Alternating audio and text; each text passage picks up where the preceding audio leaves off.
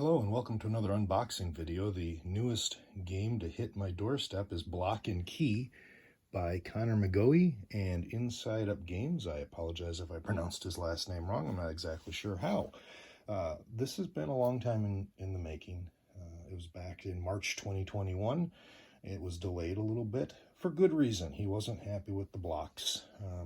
The quality wasn't up to his standards. The colors weren't matching the way he had hoped. And so there were delays, which in this case, to make sure we get high quality games, I certainly can be on board with. I have to admit, one of the stretch goals, I believe, was adding some gold foil to the box. And I thought, that's kind of an odd stretch goal, but I like it. Take a look at this. You can see kind of how, you see how the flames are glowing and the words are glowing. I didn't think it would make a big difference. It did. It looks really quite cool. Now this box is unique because the box is the game board as well. So your box is actually in a slipcover. So let's get that off and take a look at what's inside.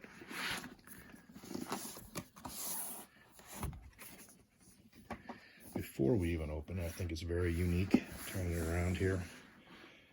They used glyphs here on the side to remind you of the rules for placing the blocks during the game, and they're on all four sides because it is a four-person game. So that's kind of neat. They did kind of the gold embossing again on the board and the box, which looks really good too when you hit it just right in the light. You can see they even just used glyphs. I like that. They kept the theme of the archaeological dig throughout the entire box. So when we open this thing up, on the inside, all the day one backers are listed. Sadly, I was not a day one backer, and that my name is not in there, but that's okay. And then they've got, I'm not going to show you the font or the words. I'm not exactly sure, but they got little things written on the inside of the box cover. One of them says the word clue. So I got to assume they've got a puzzle somewhere for us to solve. Haven't had a chance to look at that just yet. This becomes the top of your archaeological dig. When we get inside, you've got your bag. This is, typical canvas bag. Nothing real special about it. It says Block and Key, so at least that looks nice, pops out. You're going to put all of your blocks in there. The rule book, also written in such a way that it feels like you're reading an old archaeological manuscript or even a map. It is a bit unusual. I thought, man, this is not a real difficult game. I shouldn't say unusual, but it's a thick rule book. Well, they put different language editions in here. So you've got English, French, and German, I believe, are in here. They have nice color on there. And then a flap that opens that shows you all of the examples. Now, I do have a nitpick here. I'm not exactly sure why example 1 is here, then 2, then 3, then 4. That feels unusual to me, being used to reading from left to right. I would have expected 1, 2, 3, 4, but you can get past that, and it's it's a nice little reference. Quality of the rule book is pretty simple, or not simple. I should have said pretty good quality. The rule book itself, the rules feel fairly simple, and they really do only take up the first 4 or 5 pages. Then you get into the other language editions. So don't be fooled by the fact that this feels like it's going to be a lot more to read. When you get in here, you got your cards. I'm not going to open them for you, but these are your goal cards for what you need to place. They use glyphs here that are used during the solo play, which I'm very interested to try out. These were exclusive. There are 4 of them, 4 different ones, and they give you basically asymmetric abilities. And I'm not sure if they're going to be necessary. I think maybe to liven up the game after you've played it a few times. It just gives you a little bit of variety. That's one thing about the game I'm not entirely sure of. It will feel like multiplayer solitaire because you really are just focused on your side of the board. So I'm curious how that works. This gives a little bit of interaction.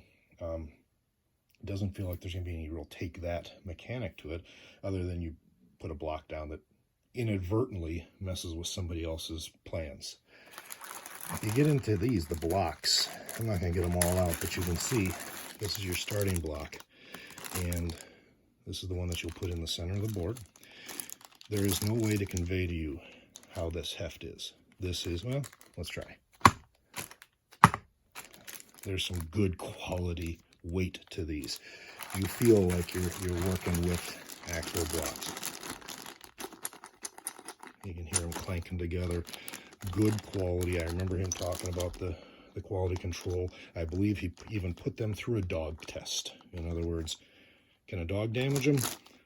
If it can, then we need to go back to the drawing board. So these are great quality, and there are 4 different colors, all from what I could tell the same shapes, just in different colors to help you reach those goals. Extra bag, and then you've got the legs to create your platform, because the bottom of the box, pretty boring until you turn it over. This becomes your archaeological dig. So you put your blocks out here, you put your cards here, and then your other box, the box top, is raised up to about here. And this is the play area. These are the legs to make it happen. And I've already seen online questions about which way do you fold them? They can fold either way. Well, if you look at this side, you can see the bare cardboard. It's also not embossed. This should be on the inside. So when you first get them, they're solid. And it feels like you should bend them this way. You're going to have that ugly seam. So you bend them this way and put them in each of the corners. And along these, they have glyphs as reminders of points and how many points to trigger endgame. So I love the fact that they have that. In fact, I didn't show you that on these. On the base, there's also glyphs reminding you of your actions you can take. I shouldn't say glyphs this time. It looks like actual archaeologists. So I love that they kept that theme alive throughout. I will say I'm a little bit concerned over time. This is good thick cardboard, but you're literally, I'm not going to put the whole thing together, you're shoving it in here like this. And I'm worried, will this start to crease and bend and affect the structural integrity? Now, based on the campaign and how it was run, Connor was very particular about the components. So I do believe he's taken that into account. There's going to be some wear and tear, but I'm hoping that it won't affect the integrity and cause the base to topple or anything like that. So there we have it, folks. Block and key. I'm intrigued to get it on the table. I'm going to actually, once this video uploads, I'm going to give a solo run at it and see how it goes. But if you like what I've been putting out there, make sure you subscribe. And until next time, happy gaming.